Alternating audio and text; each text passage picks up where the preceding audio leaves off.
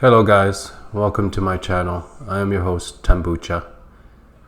If my voice sounds a little different today, it's because I've been sick for the past few days trying to get over a nasty cold, but I still gotta try to keep my goal of making a video at least once every 2 weeks. So let's get started. What you see here today is a new operating system that I've been trying out for the past week or so. This is Nobara. So according to the website, what is it? It's simply a modified version of Fedora Linux with user-friendly fixes added to it. So you can think of it as a just works distro based on Fedora, but having everything you need out of the box. It comes with, wine dependencies, third-party codecs, proprietary drivers, and it's mainly geared towards gamers and things related to video, such as streaming and content creation. So this is the GNOME version, right? It's not the vanilla GNOME, it's a modified version, which the developer, Glorious Eggroll, by the way, he's the guy who made Proton GE. So he made his own operating system, and he had a lot of customized tweaks to it. It's got the standard menu here. It's called the Arc menu, and apparently this is a very highly customizable menu. And then you got this GNOME applications menu here also, right? Where you can search for your applications.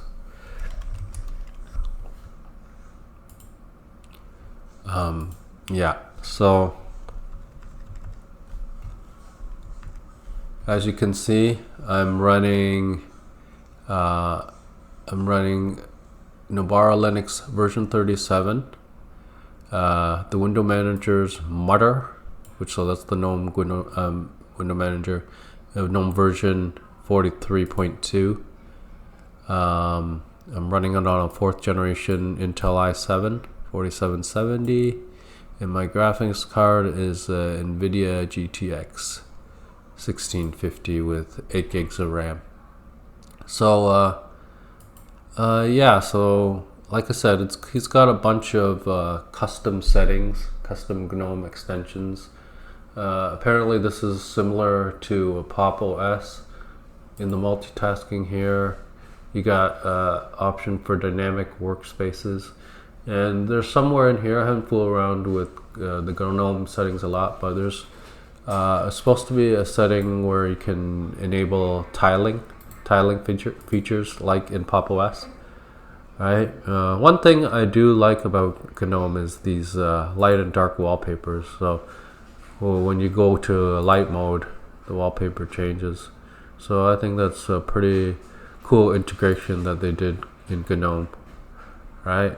But having said that, I still prefer XFCE. I haven't been a big fan of GNOME, even though it's pretty snappy here on the system. The one thing I don't like it is, out of all the window managers that I've tried, GNOME takes the most resources in terms of memory. You can see here right now, I don't have a whole lot running. Right, I got this recorder running, screen recorder, for the purposes of this video, but it's running 1.62 gigs out of my 8 gig system. So for me, that's a little high. So I prefer. Actually, I prefer KDE over GNOME. I just wanted to try it and see what add-ons the developer added to this, right? And it's not bad. It's usable. It's fine. I'm pretty sure a lot of people, would be fine with this. But like I said, I'm not a GNOME fan.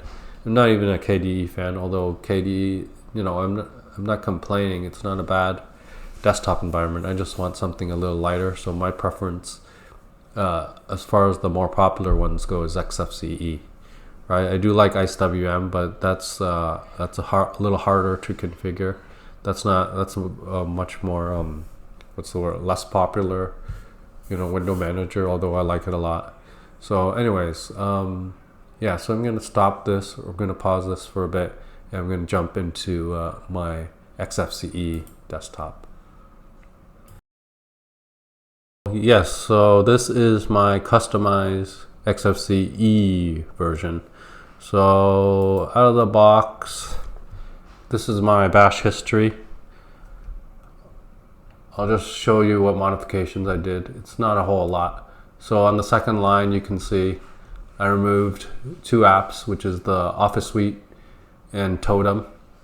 On the 5th line, I installed basically XFCE and whatever add-ons that I needed to get the desktop to working to my liking. Line number 6 is some other apps that I wanted. Audacity, Genie, GIMP, Gparted, HTOP. And number 8 is the app, the screen recorder app, which is what I'm using right now. So yeah, overall, like I said, I've been trying this for the last week or so. If I were to do it again, I'd probably choose the KDE version over the official version.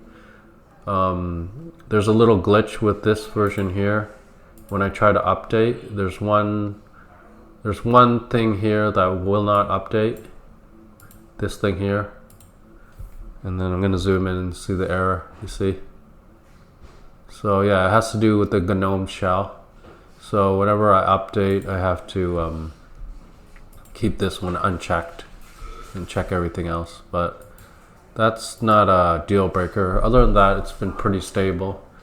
There's a few glitches here and there. And the one thing I do miss about Arch is there's some apps that I use in Arch that I was familiar with that I can't get in Fedora without actually downloading the source and compiling it myself, which I don't plan to do. Right? So basically, I just find alternative, apps that do basically the same thing. So, it just takes a little getting used to. But yeah, overall, it's been pretty stable.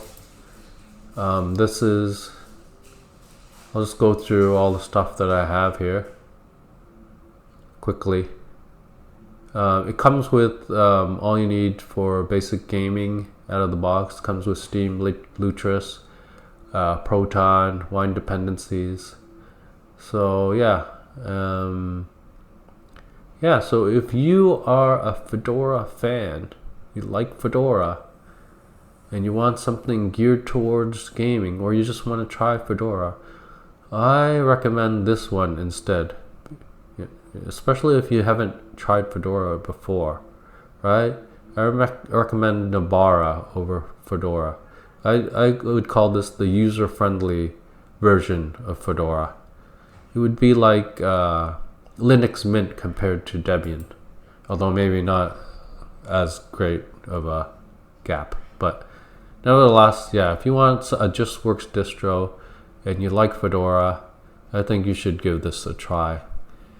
Okay guys, so I think I'm going to end this video for today. If you found any of this information useful, please give it a like.